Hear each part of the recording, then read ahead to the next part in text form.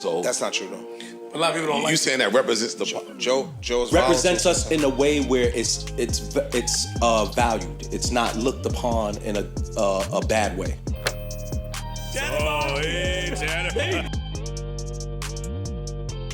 You're probably wondering how we got here. I am shaking my head. Nah, hold on. My eyes and ears have to be deceiving me. These last few episodes have had my jaw on the floor with the nerve of some of the cast members. And maybe Joe is taking the stance of just sitting back and letting people reveal who they really are.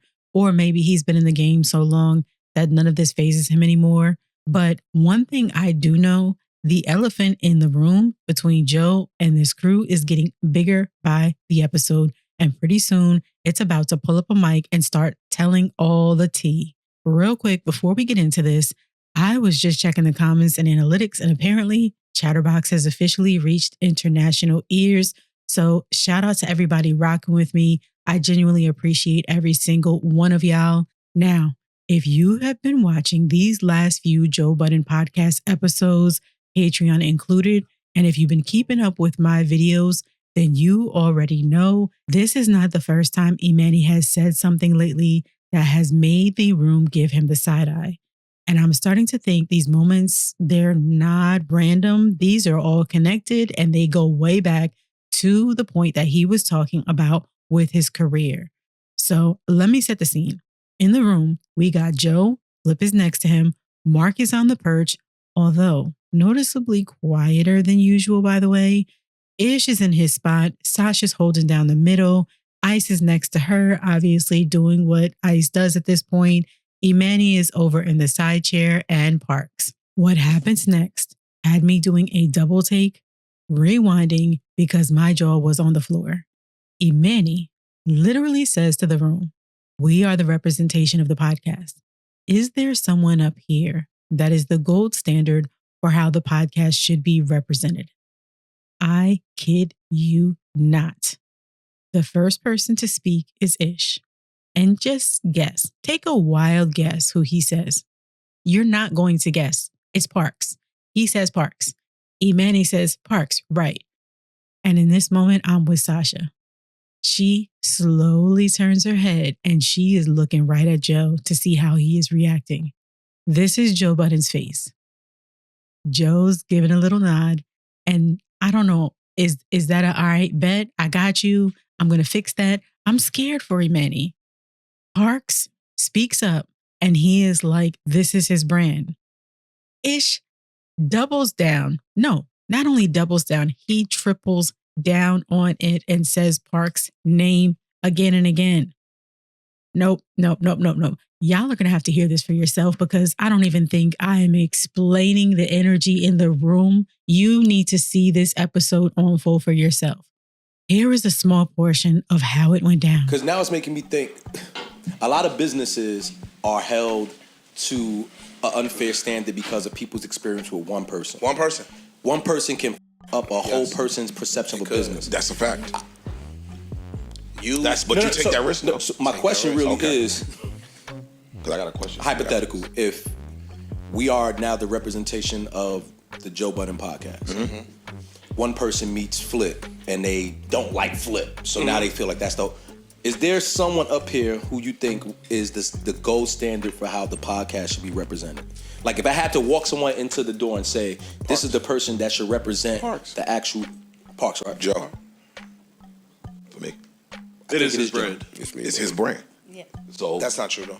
A lot of people don't like. You saying that represents the Joe's represents us in a way where it's valued. It's not looked upon in a bad way. Like you walk the person in the door, and if they have, I'm not saying that's not you, Joe.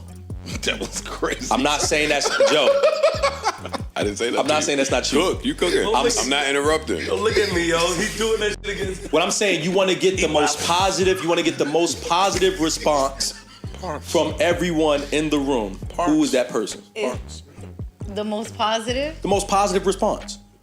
So they're not familiar with the show or something? Not familiar with the show. You want to get a great positive reception to what the show is and how they should look at us. Oh, now you changed it. It's Parks or Joe.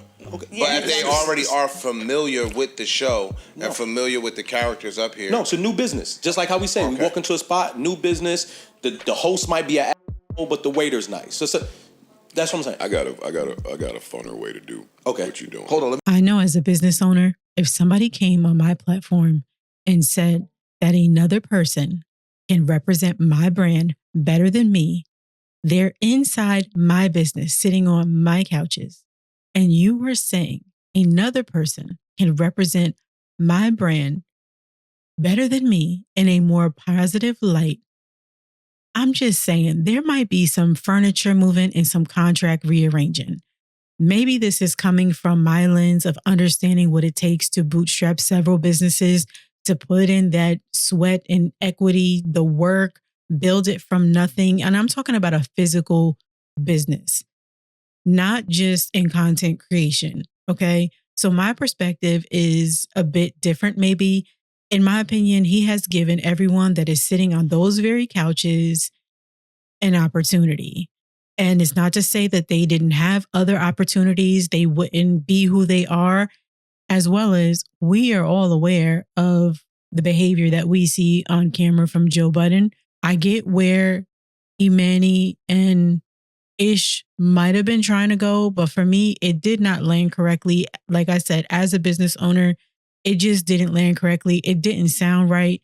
And even Sasha, she was growing on me. But then when she does stuff like this, where she's like, oh yeah, parks.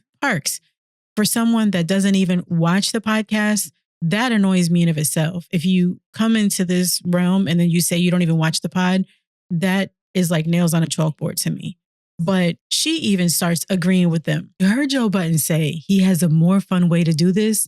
So let me go back to watching how this plays out, because I can see after those leaked numbers, and now that they know how much he is making up there and probably more than he was making before, every single one of their energy, in my opinion, is different. And the clock is ticking before someone is screaming for the accounting again. In particular, Emanny, Marc, and even Mona. And I feel like this is all because they have their own platforms now. We know Mona had her platform before, but she was going through that whole ordeal with Breakbeat Media. This is the moment I believe Flip knew would be coming when he told Joe way back when on a few episodes last year, they were going back and forth about the contracts. And he told Joe, or implied, that Joe would need him because he understands content creation more than the rest. And he understands the hierarchy. And I believe he has a different kind of respect for Joe that it is coming out that the others do not have. Oh my goodness, this is turning into such a mess. This is like the Hot Mess Express podcast right now. Drop your thoughts below what you think about this clip. How do you think this is going to play out? And let's talk about it in the comments. Like, share, and subscribe. Share with a friend. And you can become a supporter if you enjoy rocking with yours truly, Chatterboxx. Until next time.